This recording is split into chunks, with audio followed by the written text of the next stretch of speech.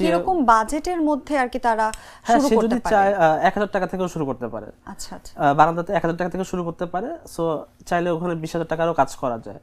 So এটা client কিভাবে চাচ্ছে জিনিসটা, ক্লায়েন্ট ডিজাইনটা কিভাবে চাচ্ছে, সো ওইভাবে করে কাজগুলো করা হয়ে থাকে।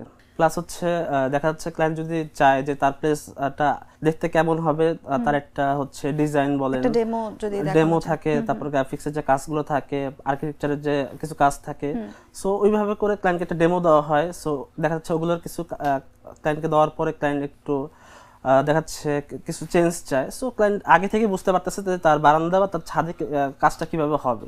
সো ওই জিনিসটার ভিউটা কিন্তু সে আগেই পাচ্ছে। সো দেখাচ্ছে যে ওই অনুযায়ী দেন কাজগুলো করা হয়ে থাকে। আসলে এই ধরনের স্কাইফ্লোরা যে সেবাটা দিয়ে থাকে, আপনাদের এই খাতে কোন ধরনের চ্যালেঞ্জ আপনারা বেশি ফেস করেন? এটা কি জায়গার সংকুলন, নাকি সচেতনতার অভাব, না রক্ষণাবেক্ষণের অভাব? কোনটাকে আপনি চ্যালেঞ্জ মনে করেন?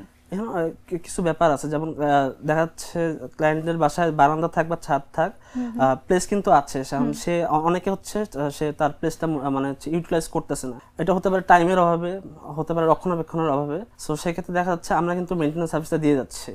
সো ক্লায়েন্ট যদি চায় যে আমাদের মাধ্যমে মেইনটেন্যান্সটা করবে, সে শুধুমাত্র পানি দিলেই কিন্তু হয়ে যাচ্ছে। সো তার বাসায় হচ্ছে গাছ আনা থেকে শুরু করে রোপণ থেকে শুরু করে যা যা করা দরকার সবকিছু আমরাই করে দিচ্ছি। সো যদি সে টাইমলি একটু খালি একদিন পর বা দিন পর পানিটা ঠিকমতো দিতে পারে তাহলেই হয়ে যাচ্ছে। কারণ হচ্ছে মেইনটেন্যান্সের যে ব্যাপারটা ওটা তো আমরাই, মানে যদি ক্লায়েন্ট চায় সেটা আমরাই করে দেব।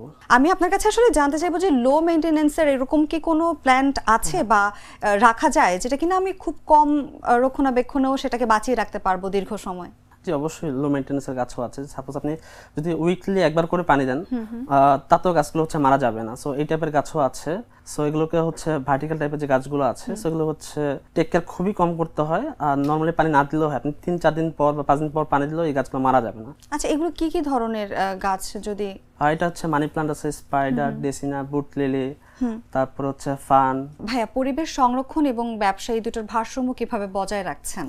আচ্ছা, আমাদের হচ্ছে বনভূমিতে হচ্ছে 25% হচ্ছে বনভূমি থাকা প্রয়োজন, সেক্ষেত্রে ওটা এখন হচ্ছে 9% নেমে এসেছে। সো দিন দিন গাছপালা কেটে কংক্রিটের শহর আসলে বাড়ছে। সো মানুষের যে সচেতনের যে ব্যাপারটা, এটা কিন্তু আসলে মানুষ বুঝতেই পারতেছে না যে গাছপালা কেটে যে আমাদের নিজেদের ক্ষতি আমরা নিজেরাই ডেকে আনতেছি। সো কিভাবে আসলে পরিবেশ বাঁচানো যায়, গাছপালা রোপণ কিভাবে আরো বাড়ানো যায়, যেমন সেই ক্ষেত্রে আমরা কিন্তু দেখাচ্ছে মাঝে মাঝে স্কুল, কলেজ, ভার্সিটি বলেন বা লেকের যে পার্কগুলো আছে বা বিভিন্ন প্লেসেই হচ্ছে আমরা ফ্রি গাছ বিতরণ করি, যাতে সেটা হচ্ছে ভালো অ্যামাউন্টের একটা গাছ বিতরণ করা হয়, যাতে হচ্ছে মানুষ তারপর একটু উদ্বুদ্ধ হয়, যাতে গাছ সবারই আসলে রোপণ করা দরকার। এটা হচ্ছে আমাদের ভারসাম্য বলেন বা আমাদের অক্সিজেনের ক্ষেত্রে বলেন, সো দুই মাধ্যমে হচ্ছে উপকার করবে। দুধার চকলেটে একাকার হয়ে ওঠা প্রাণ লেয়ার, প্রাণ লেয়ার সম্পর্কের মিষ্টি ম্যাজিক।